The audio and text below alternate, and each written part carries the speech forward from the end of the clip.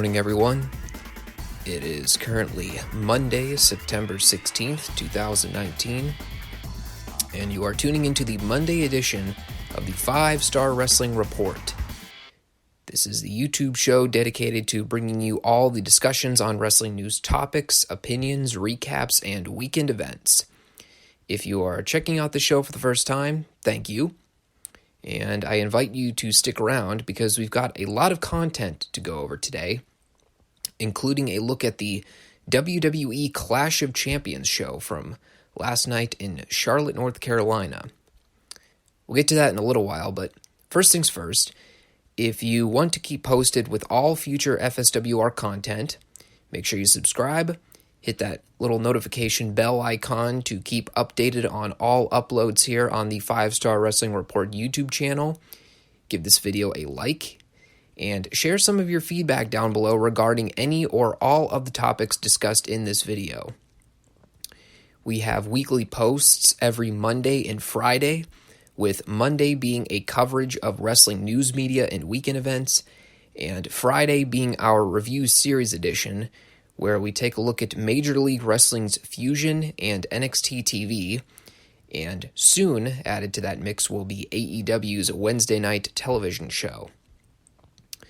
I would appreciate any support that you can offer this channel in the future, and thank you in advance.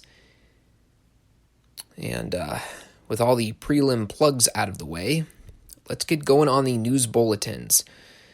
I've got a couple of things that I want to address before we get into the Clash of Champions show.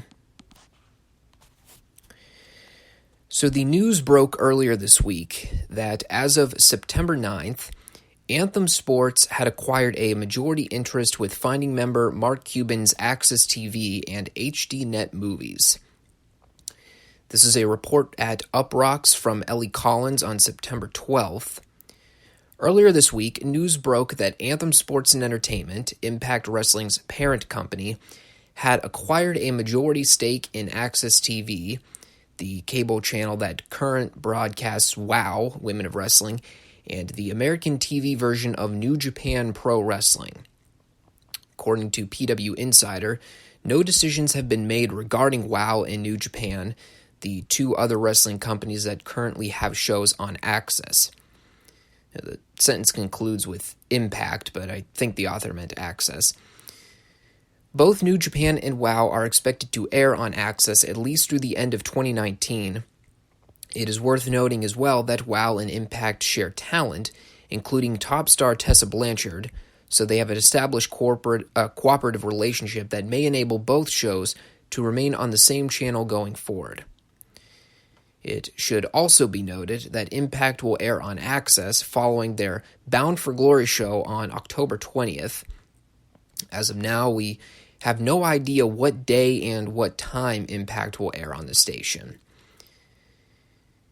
Now, shortly after the press release regarding the partnership deal with Anthem and AXS, another news bulletin broke about layoffs with AXS employees. According to sources at The Wrap, there wasn't even an opportunity for the consultants to try and negotiate a new contract. Another person classified the layoffs as deep cuts that disproportionately impacted the fight and concert teams. Anthem spokesman Bob Gold disputed the deep cuts by insinuating that AXS had slightly more than 100 employees before the cuts. Anthem had a bit larger. The combined company now has 210 employees. He also notes that the terminations at AXS came about because of redundancies created by Cuban's sale to Anthem and Harvey, with almost all senior AXS executives retained. And among the dismissed AXS employees were two very influential figureheads in the wrestling market, one being the now former executive producer for the New Japan Pro Wrestling show, Adam Swift, and the second being longtime PR and publicist for Women of Wrestling on AXS, Cindy Ronzoni. And this is actually a very critical part of this story with the administrative cuts, because both of these former employees, and in particular Adam Swift, were extremely influential in the production of wrestling on AXS TV. And this is from an article over at Last Word on Pro Wrestling from Jamie Greer. Without Adam Swift, there would not be MMA or pro wrestling presence on AXS TV.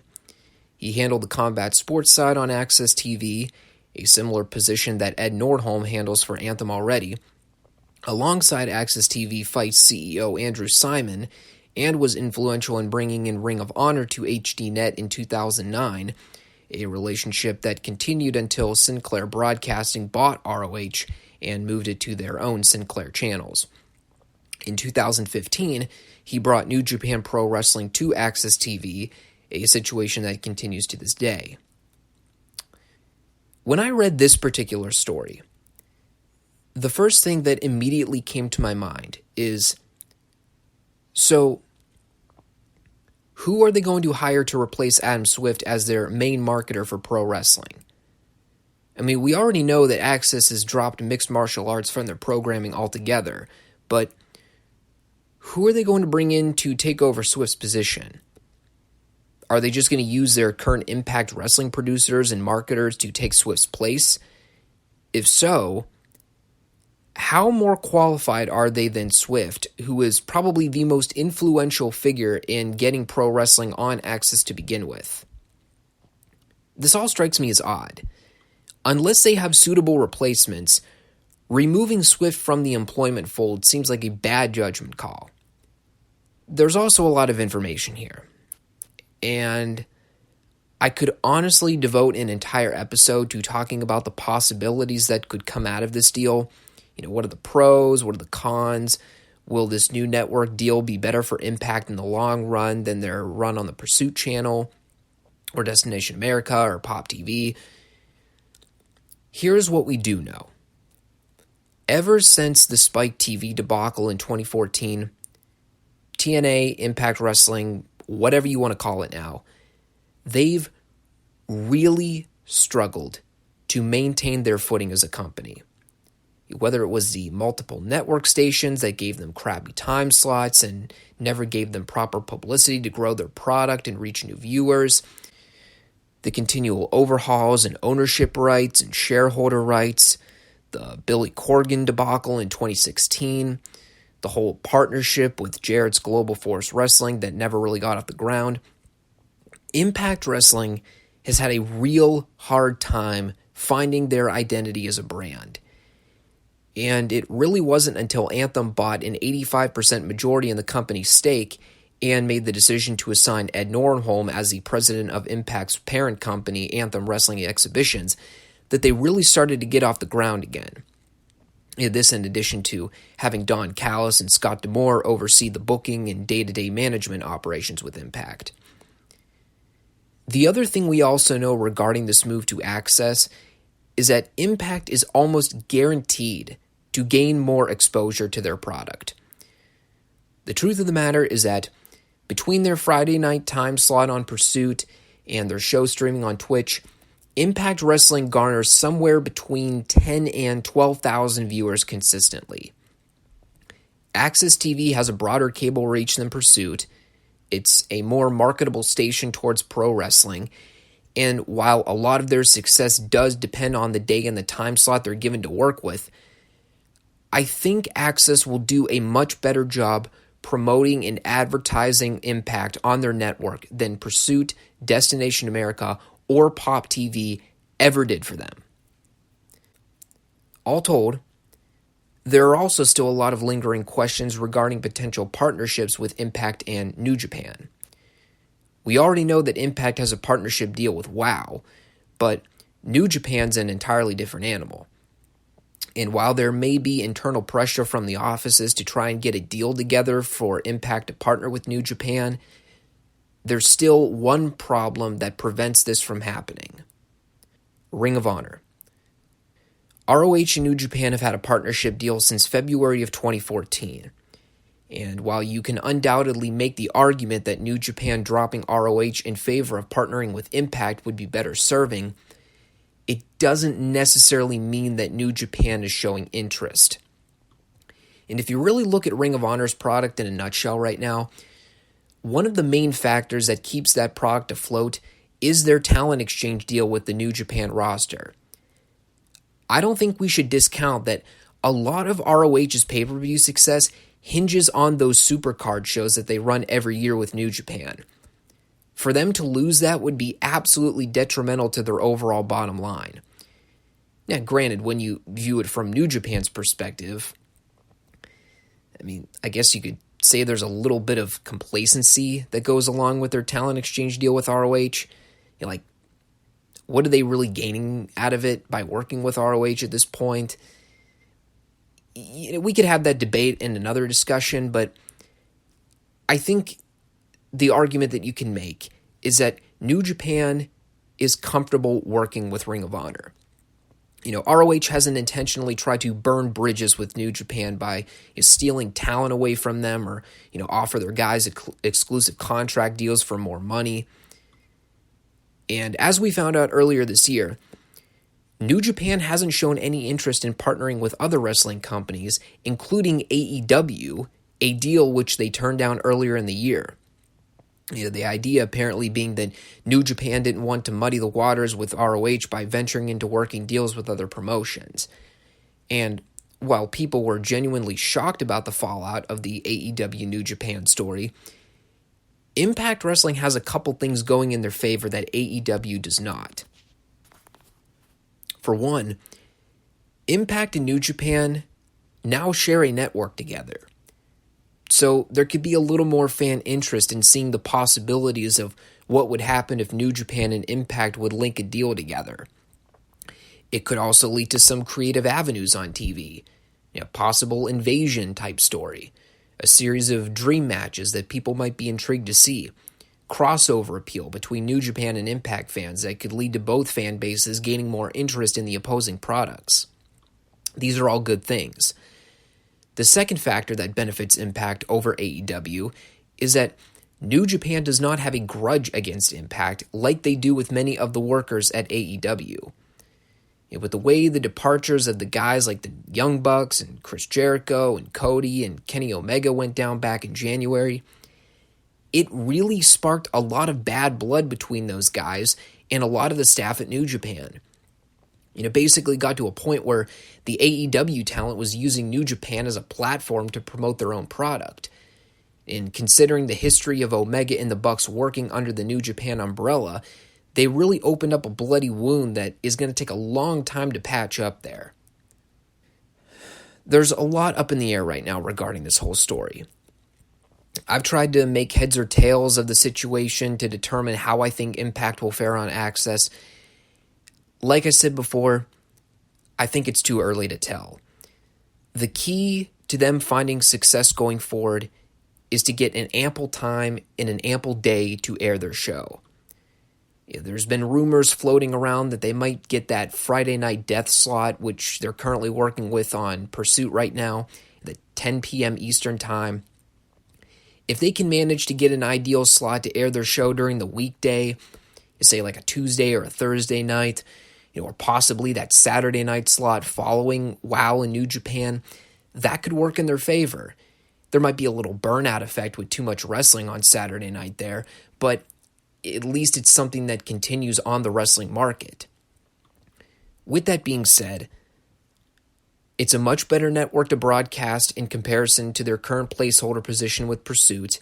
They'll be broadening and expanding their outreach to about 50 million homes across the country and about 150 million worldwide. And with New Japan Pro Wrestling and Women of Wrestling being integral parts of AXS TV, Impact Wrestling being that third brand to add to the market gives them instant credibility and more potential exposure out of the gate. I do see a lot of upside in the short term. This is probably the best deal Impact has had in terms of television since Spike. And I'm sure we'll be revisiting this talking point before the end of the year to see how Impact does on this new network station, one that might actually be a benefit for their company instead of a hindrance. All right, moving along here. So as of September 11th, 2019, the old regime of NXT as we know it is officially over. And starting next week, NXT kicks off on the USA Network.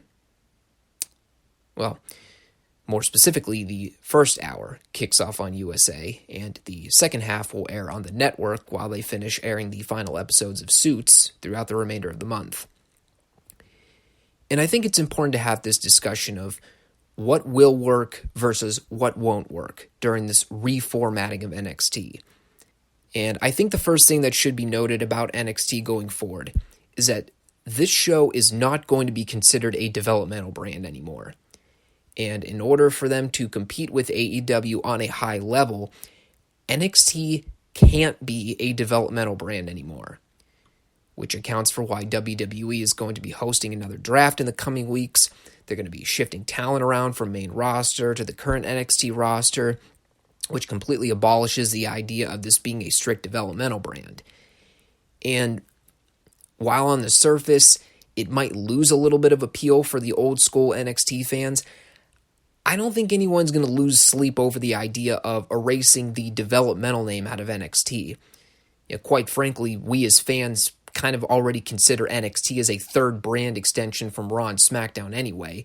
We don't really look at it as a developmental system, even though it technically is. This brings me to my first point of what I believe won't work in this new reformatting of NXT on USA. Squash and enhancement matches. With the competition WWE is going up against with AEW on Wednesdays this fall, I just don't think squash matches are going to work. We've all seen how the NXT crowds react to these enhancement and squash matches every week. They can't afford to be throwing these kinds of things out there to give people an excuse to flip the channel. While enhancement matches might serve a purpose, unless you're keeping those matches short and one-sided to help put over the establishing talent, these matches are absolute death TV. And we all know how WWE does squash matches in 2019. Believe you me, they are not short, they are not one-sided by any stretch. What will work, however, is how WWE built up to next week's show by announcing several big matches in advance with big-name talent. We've got Roderick Strong versus Velveteen Dream for the North American title, Matt Riddle versus Killian Dane in a street fight, and the women's four-way to crown a number one contender for the title. These are all a lot more alluring on paper than, no offense, Cameron Grimes versus Raul Mendoza in a 50-50 match with no crowd heat, or Damian Priest versus Boa in a 50-50 match with no crowd heat. Another thing that I think will work with the current NXT product is the way they structure their takeover events. And I know a lot of this depends on how hands-on Vince gets with structuring NXT going forward, but the one thing that a lot of people appreciated about those takeover events were that they didn't try to overcompensate with matches and talent. And they book 5 to 6 matches for those shows, and they pick the top-level talent on that brand to work those shows. And what this did was give the takeover events a special feel that you really don't get with the main roster pay-per-views. Because with the way main roster pay-per-views work, WWE tried to squeeze 11 to 12 matches on those cards just to try and get a bunch of guys featured because they're so overextended with talent. If they keep their current format with running takeovers, by having 5 or 6 longer matches with the elite talent of the brand, it'll give off a different feel than the way AEW is structuring their pay-per-views, which is actually more similar to how the main roster WWE currently books. You're putting 8 to 9 matches on there to get a bunch of talent on the show. This will also give them an excuse to take a more traditional approach to booking NXT by focusing on a smaller number of talent to build up their key storylines instead of trying to cram in as many guys as you can onto one show. Now, this might mean that some talent has to sit out for an extended period of time. Some talent might not get used for a little bit. And that's a potential problem for a later date to talk about. But in the short term, I think NXT would be better off concentrating on 4 or 5 top feuds with their top-level talent and then fill in the extra space with the undercard or lower card talent. Another point of what I believe won't work with this NXT move to USA all centers around the Full Sail deal. Bottom line is this. While I can credit WWE for wanting to keep their home base with NXT in front of that Full Sail crowd to savor their expenditures on running live venues every week, I really don't think that this Full Sail experiment is going to last through the remainder of the year. If I have learned anything from this Full Sail crowd since the summer, it's that unless you've got something white hot planned for a segment, this crowd does not react. And you're already playing with fire here by trying to run a 1,500-seat venue versus AEW running 23,000-seat venues like the Capital One Arena in D.C. and 12,000-seat venues like the Peterson Center in Pittsburgh. Now, granted, maybe a lot of this can be contributed to the taping schedule and fans getting burnt out more easily, and with them doing away with the taping schedule, this might free up an opportunity for the crowds to be more lively. But with the way wrestling fans are conditioned to watch today, it is really difficult to maintain that interest for an extended period of time unless you've got something really captivating going on. And I just fear that WWE might be putting too much stock in the Full Sail crowd not to get burnt out on seeing the same rehash of guys and gals every week on their programming. Whereas if they ran live every week and traveled from city to city like AEW is going to, they'd have fresher audiences to work with that might give them more of an excitement boost that I really don't think they're going to get out of the Full Sail crowd. And the other thing, too, that we have to consider here, it's not like WWE can't afford to go live every week. Granted, they might be trying to cut costs at every expense. But then again, if you want to compete with AEW on a high platform, these are the things that you're going to have to consider going forward. Are you really considering going with the smaller venue for an extended period of time while AEW does these blowout shows in front of thousands and thousands of people in live venues every week? Kind of makes WWE look more Bush League in that sense. Again, just things they're going to have to consider. All of this brings me to my final point of what I believe won't work when it comes to this NXT move to USA. And they're probably the two most intimidating words in the English language right now to even mention when it comes to NXT and USA. Those two words, Vince McMahon. Bottom line is this. We all hear it, we all feel it, and we all fear it. And for everyone that dreads the idea, I think we are all in agreement on this one. If Vince takes over and controls 100% of the week-to-week operations of this NXT show, it's toast. I know we try to look for positive reinforcement when it comes to seeing potential dilemmas from a mile away, but given the track record of anything and everything that Vince McMahon has touched in his company over the last decade, what is one thing that he has done to improve the overall viewing experience of WWE? The answer is not a thing. And especially when I see what he's done with any of the recent NXT call-ups on the main roster in the last 2 or 3 years, I can't think of a single positive that would come out of Vince overseeing the booking of this brand in the future. And because Vince is very knee-jerk and reactionary with how he runs the main roster programming, this does pose a huge problem for NXT if Vince were to take full control of the show. NXT needs consistency with this product. They need logical story progression. AEW is going to be doing their damnedest to make sure that their show makes sense on a week-to-week basis from storyline booking to character development. And if NXT operates how Raw and SmackDown are currently booked, if things just happening with no rhyme or reason, it's going to turn fans off in a hurry. One of the biggest turnoffs for so many WWE fans in recent time, myself included, is that we were sick of watching things transpire on the main roster with absolutely no logical reason. Random plot changes, random heel and face turns that were not built up to, the stop and start pushes of talent, burying talent that everyone wanted to see, title switches that weren't built up to. These are all things that will not happen with AEW, at least not intentionally. And this is also why people have gravitated toward NXT over main roster WWE recently. We just want to watch programming that makes sense. And with a senile 70-plus-year-old whose future rests on the upcoming relaunch of a failed football experiment from over a decade ago, I don't see a lot of upside in Vince taking over NXT. Keep in mind, a lot of this is speculation.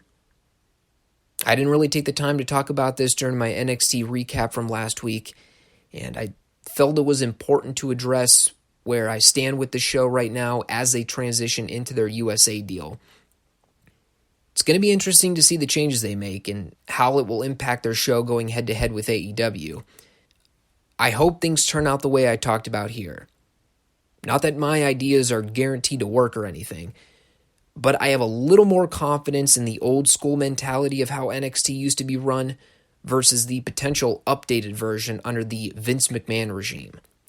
And just keep in mind, too, we already saw how the Vince McMahon regime of NXT went down. It sucked.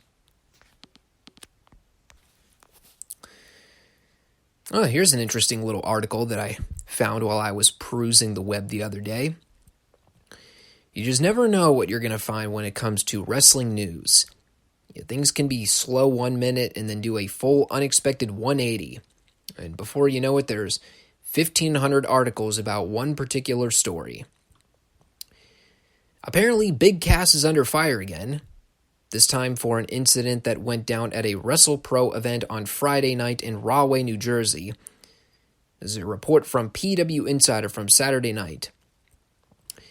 Big Cass was confronting people backstage over stolen items, one of which is believed to have been a sweater. Cass confronted Joey Janela about it as well, though what was said or what he did was unclear. Cass is then said to have confronted Pat Buck, while Buck was putting together the main event match for the main event. PW Insider's report says that Cass spit on Buck, and then Buck punched him and took him down. Cass is then said to have been removed from the building by police. The police who removed Cass had already been at the venue and were asked if they could remove Cass.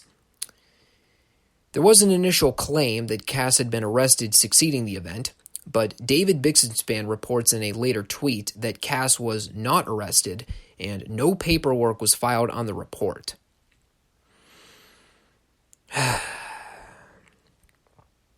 Sounds like a fun time, huh? Jeez. Big Cass, man. I really don't even know what to make of this guy anymore. Every time there's a news bulletin mentioning this guy's name, it always seems like it's linked with some kind of negative connotation. Whether it's the rumors about him and Enzo being contacted about a return to WWE, which turned out to be a lie. Now there's a story going around that Cass has been in contact with Hunter about a future singles return, despite Hunter shutting down those initial rumors of Cass and Enzo returning last month. Now we are hearing that Cass is getting into physical fights and shouting spouts with colleagues at indie events over clothing articles, it would presume. Like, honestly, if we just discount all the bullcrap for a minute, does this sound like a guy that Vince and Hunter would be in negotiations with to bring back to the WWE? Look, whether or not you ever felt that Cass was justified in being fired last year, you have to admit, the dude really hasn't conducted himself professionally since his departure. And I know he had that really bad health scare in December last year at Dreamer's House of Hardcore event, but among the stories about his public intoxication and behavioral problems prior to his WWE departure, the obvious lies he's spreading about WWE being interested in hiring him back, and now this story of him getting into a fight with Joey Janela and spitting on Pat Buck, the guy's not earning himself any brownie points in the wrestling media right now. It's a damn shame to hear stories like this. I always wish for the best for guys in the wrestling business, but it's hard to defend guys when you read stuff like this.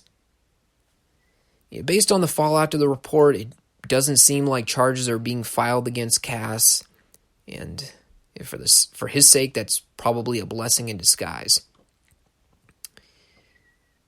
All right. We are now reaching the pinnacle of the episode this week. WWE Clash of Champions. Let's talk about the show. In the promo package to this event, Michael Cole states that, and I quote here, "For the first time in WWE history, tag team partners will defend their titles and then battle each other for the Universal title on the same night." God, I did not miss those stupid Michael Cole stats. All right. I did not watch the pre-show, although I will quickly note this. Whoever made the decision to put the AJ Cedric US title match on the pre-show instead of the Nakamura-Miz IC title match or the women's tag title match should be immediately fired. That is all I'm going to say about the pre-show. Seth Rollins and Braun Strowman versus Dolph Ziggler and Bobby Roode for the Raw Tag Team Championships, or Robert Roode, I guess as they are calling him now. First thing my notes read about this match. Good to see that Braun Strowman is a tag team champion with someone over the age of 8 years old. I'll get into the action momentarily, but I must point out that 99% of the commentary for this match consisted of Renee Young and Corey Graves arguing with each other as to whether or not Seth or Braun were going to turn on the other. This is not a riveting way to tell a story for a wrestling match. We also get a direct statement from Corey here during the entrances. It's going to be a long night. Boy, was he not lying. This was a pretty formulaic WWE tag match. Faces took control early on. Braun got the hot tag to Seth. Seth got cut off and worked over for the heat. Braun got a hot tag, ran wild for a little bit. And in the biggest WWE finish you could possibly book, the finish to this match is Strowman giving Roode a shoulder block and accidentally bumping into Seth. Dolph takes out Strowman over the top rope, and Roode immediately gets up, hits Seth with a glorious DDT, and gets the win. It was a fine opener. People were really into Braun here, which is actually quite astonishing looking back at the show, considering how dead they were for him like 3 hours later in the main event. Probably because the fans were dead 3 hours later for the main event. And, yeah. Afterwards, Braun got all pissy-faced and left. Seth trailed behind. And I guess that was their genius idea to build up tension with Seth and Braun for later in the night when they had their singles match. We had a Becky Lynch promo. An awesome Becky Lynch promo at that. She basically covered her attributes and accomplishments throughout the year, winning the Royal Rumble, main eventing WrestleMania, beating Ronda Rousey to win the Raw and SmackDown women's titles. All the while, Sasha took her ball and went home and dyed her hair blue. Basically said that she was going to show Sasha why she's the man in WWE. This is a really great promo. Probably one of the highlights of the show looking back at it after the fact. Charlotte Flair versus Bayley for the SmackDown Women's Championship. So Bayley turned heel on Raw a few weeks ago. For what reason, I cannot tell you. Other than the fact that it's WWE and they do whatever they want. And, of course, she comes out for this match. No new look. No new gimmick. No new music. No new finish. Nope. Just Bayley's a bad guy now. Yep. Sounds like a WWE heel turn to me. How silly of me to think that they would actually go through with the effort of changing up Bayley's profile to make her heel turn actually mean something. Here are the extent of what my notes read about this match. Charlotte dominates Bayley for a few minutes. Bayley unhooks the bottom turnbuckle pad and rams Charlotte's face into it. Bayley pins Charlotte and then proceeds to completely no-sell the beatdown and run up the ramp. I am not leaving out any detail there. That was the entire match. Not only did they beat Charlotte in her hometown, but they beat her in 3.5 minutes. and we never saw or heard from Charlotte for the rest of the program. Sound like WWE to you? Sounds like it to me. Revival versus New Day for the SmackDown Tag Team Championships. So, the story here, so I'm told, is that the Revival took out Xavier's knee on SmackDown a couple weeks back, which is ironic here because they actually do play a video footage of the attack, but they play it during the promo package for Orton Kingston's WWE title match later on. Seems a little counterintuitive. Anyway, Dash and Dawson took out Xavier's knee. Okay, so Xavier's going into this match less than 100%. So they work the match. The Revival spend a little bit of time working over Xavier's knee. He does a little bit of selling, but because it's WWE, everyone has to get their stuff in. So, of course, Xavier has to no-sell a lot of the attack on the knee to make a big fiery comeback at the end. He's springing off the ropes. He's doing dives. Perfectly fine when his leg should be practically crippled in kayfabe. There's an incredibly horrific-looking spot right before the heat portion. I have no idea what the hell they were trying to do here, but Dawson yanks Xavier off the apron, and then Dash goes to give Big E a clothesline off the apron. And not only does Dash land directly on his shoulder on the outside, but Big E's head cracks directly on the corner of the steps. How this guy was not concussed is beyond me. And then we get this very strange, yet perfectly satisfying finishing sequence. So Dash and Dawson take out Big E on the outside with the Shatter Machine, and they look to target Xavier in the ring. By the way, should be noted, we do not see Big E for the rest of the match following this move on the outside. I mean, he's dead at this point. So they beat up Xavier for a while. They eventually hit him with a Shatter Machine, but they don't go for a cover. Instead, they rip up Xavier's leg pad, and they begin targeting his knee again. And Scott puts him in the reverse figure four. Dash is on the outside, mocking him and belittling him. Xavier scrambles to try and grab the ropes. Big E's nowhere to be seen. And then Xavier just taps out. And I remember sitting there after the match thinking, you know, I actually thought that was a creative little finish they came up with there. After seeing Dash and Dawson win the belts here, I was convinced that Orton was winning the WWE title later on, which I'll get to in a few minutes, but suffice it to say this is a perfectly adequate tag match with a really good finish. Sonya Deville and Mandy Rose versus Alexa Bliss and Nikki Cross for the women's tag titles. I think a lot of people are going into this match with low expectations. I would say the match was there. Wasn't bad, wasn't good. It was just a match that existed. Crowd really liked Nikki here. I'm really grasping at straws right now. The highlight of the match had to be the stuff with R-Truth in the 24/7 title and Alexa Bliss nearly getting a pinfall roll-up on Truth in the middle of the match. And truthfully, that is all that is really notable about this match. Here's your nutshell recap. Boring wrestling happened for a while. Then R-Truth and a bunch of jobbers did the run-ins, none of which was a DQ, by the way. Then they left. And then they just went back to doing more boring wrestling for a few more minutes. And then Nikki pinned Manny with a move and won. Okay. Why was this not on the pre-show again?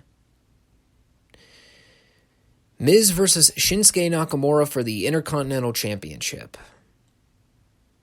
And no, I do not mean the IWGP Intercontinental title. I mean the crappy WWE one that's been irrelevant for years. Is Miz the worst babyface of all time? Like, I don't recall a single time this guy's ever worked as a babyface in a feud where it worked. Match was everything I expected it to be. Two miscast characters having a really uneventful title match with no crowd heat. They did a bunch of goofy comedy with Sami Zayn a few minutes in. Wasn't funny. Crowd did not care at all. Again, the entire time this match is happening, I'm sitting there wondering, someone apparently made the call to bump AJ versus Cedric for the U.S. title to the pre-show and put this match on the main card. How? I will give it this. They did pick up a little bit toward the end with the false finishes. Miz hit a skull-crushing finale, but Nakamura got to the ropes. Sammy took the ref. Miz chased him around the ring like an idiot. And then Nakamura hit Kinshasa to the back of the head for the 3. Sasha Banks versus Becky Lynch for the Raw Women's Championship. I will give Sasha this. She's a much better heel than a face. And at least she tried to change up her look a little by dyeing her hair blue. Not exactly sure what difference that makes in the grand scheme of things, but by extension, she's putting in a hell of a lot more effort than Bayley is to put over her new heel role. So, Sasha gets an Orange Cassidy thumbs up from me. Before the lame DQ finish, I actually thought this was a pretty good match. And it was easily the hottest the crowd was for any of the matches on the show. Of course, the crowd interest peaked at this match, but they were into it. Girls were working very hard here. They had a lot of big moves, crowds going nuts for it. And then, of course, because it's WWE, they have to screw it up. They have to script a finish. So Sasha goes to get a chair. She brings it in, and the ref's reading her the riot act. And eventually Becky grabs the chair. She goes to hit Sasha with it, but instead hits the ref in what I presume was intended to be the spine, but Becky more so made contact with his arm. So the ref's dead, for all intents and purposes. Never saw him again after this chair shot, which Corey Graves did draw attention to later in the fact. He's like, why is the ref still dead? Like, the dude just got hit in the arm with a chair. It's not like he got shot with a gun. Anyway, so Becky and Sasha crowd brawl. And they brawl. And they brawl. And they brawl. And they brawl. They brawl up through the fans. They brawl into the lobby of the arena. They brawl around the fans. Then they brawl back down through the fans. At this point, I am pleading for sanity to strike me so that it can relieve me of my torture having to endure this never-ending fight. It should be noted that in the midst of this fan brawl, the cameramen were sure to film a sign that read, WCW for life. WCW has been dead for almost 20 years, people. And then finally, after what felt like 8 decades later, they announce that Sasha wins via DQ due to, and I quote here, Becky Lynch striking an official. So in other words, yes, they did a TV finish to set up another match for a later date. Great. Randy Orton versus Kofi Kingston for the WWE Championship. It should be noted that when Kofi came out for this match, absolute crickets. And actually, looking back at it now, this match was really telling of just how quickly everything can turn on a dime in this company. One of my favorite matches of the year, by far, was that Kofi Kingston-Daniel Bryan match at WrestleMania for the WWE Championship. Kofi finally won a major world title in WWE. People went crazy for it. It was a great road to redemption story to solidify Kofi as a top single star. And within a matter of months, here we are. It's Kofi defending against Randy. And Kofi's getting the static white noise reaction from the crowd. It is quite remarkable to me how easy it is for people to turn on something that they were so invested in just months ago. We had chants of Kofi's stupid. People were sort of, kind of into Randy, not really. I'm not sure what was going on with Randy here, too. Like, I've seen enough Randy Orton matches in my lifetime to know that usually whenever Orton's going over in a match, he'll be extremely motivated.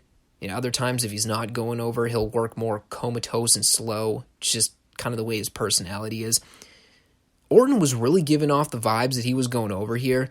In considering his track record of world title matches, I could honestly have seen them putting Orton over here to win the belt. Boy, was he acting all kinds of crazy in this match. The illusion was really given to me that Orton was going over here. And then Kofi just hit a Trouble in Paradise in the end and won. I was swerved. Match was, it was a match. They did some stuff. Orton worked over Kofi for a while. Kofi tried to make a fiery babyface comeback, despite the fans blatantly dissing him during the offense. Orton ended up trying for the punt, but Kofi dodged, turned around and hit Orton with the Trouble in Paradise, and then Kofi just wins clean. It's a fine, feel-good conclusion to a 10-year feud, albeit the character dynamics were completely off in this match. And as I've said a million times already, as a recurring theme here, because it is WWE, and because the babyface got the clean, decisive win over the heel in the story, obviously they're going to set up a third match down the road, right? Why not? We had absolute turn-the-channel heat with the Street Profits. I have no recollection of anything that happened in this promo other than King Booker showing up for a hot sec. The only thing I noted here was that the Street Profits on the main roster are significantly less meaningful than they are in NXT. To which I ask, is anyone surprised? Roman Reigns versus Eric Rowan, no DQ match. Well, the good news is that I only yawned half a dozen times during the course of this match. I thought it was going to be at least twice that by the end.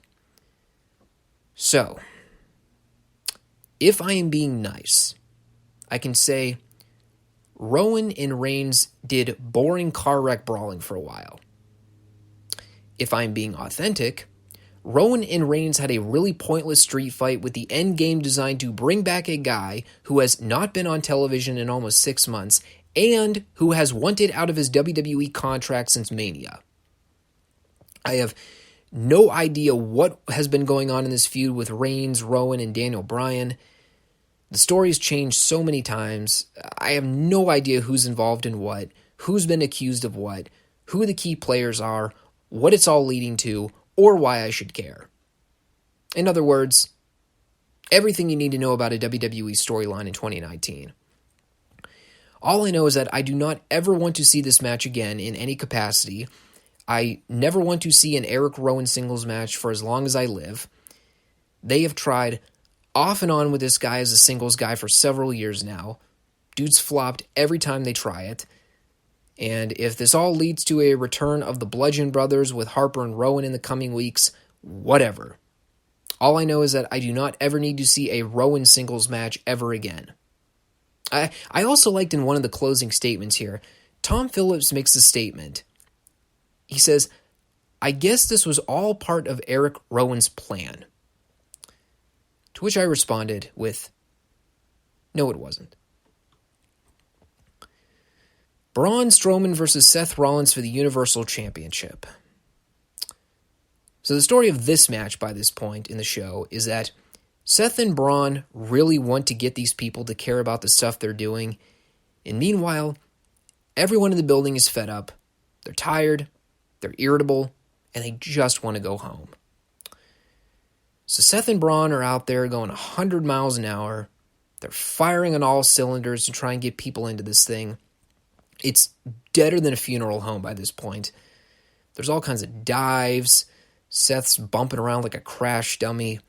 Braun's running into things like a bumbling moron. He ends up busting his nose open at one point. They eventually do this spot on the top rope where Braun sends Seth to the mat, and Braun leaps off with a frog splash, nearly losing his balance and crippling himself in the process, all for the sake of a secondary pay-per-view that people did not care about. So he sells the leg. Seth hits a series of curb stomps for 1s and 2 counts. Braun tries to muscle up Seth for a power slam, but his leg gives out again. Seth gets a pedigree on Braun, followed by a 4th and final curb stomp to put away Braun and retain the title. So yeah, Braun lost again. This is like the 8th time he's failed to win the title in the last 2 years. Braun Strowman will never be taken credibly as a main eventer for the rest of his career, I've determined. It's a shame to think how over this guy was just a couple of years back. He is now just another dork on the main roster, spinning his wheels and going nowhere. And then to close out the show, Seth poses on the stage with his title. The lights go out, and then The Fiend shows up to take out Seth with Sister Abigail, followed by a mandible claw, and they fade to black. So, well, there's your title match for Hell in a Cell next month. Seth Rollins versus The Fiend for the Universal title, presumably inside the cell. Fiend better win. That's all I can say. He better win. All right, everyone. That was Night of Champions, or Clash of Champions, whatever the show was called. Doesn't matter. I really didn't think it was anything to write home about. Nothing you really need to go out of your way to watch. I'm so glad I don't watch main roster full-time anymore. I can handle the pay-per-views once a month, but I could not handle watching Raw or SmackDown week in and week out, especially if it's all building up to shows like this one that I watched last night. Good grief. Just a nothing-happening show. And on that note, we're going to wrap it up here today. Thank you all for tuning into the 9th edition. I think that's the 9th. Yeah, it's episode 9 of the 5 Starr Wrestling Report. If you liked what you saw, click that subscribe button to keep yourselves updated with all future FSWR content. Videos are posted every Monday and Friday. Also, give this video a like if you don't mind, and make sure you leave some feedback down below in the comments regarding any or all of the topics I've discussed today. I'd love to hear your feedback. Take care, everyone, and we'll see you on Friday for MLW and NXT's premiere episode on the USA. It's going to be a big moment here with the wrestling business. Things are shifting in a hurry, and there's a lot of buzz going around right now. By the end of the year, we'll know if all the hype was worth it.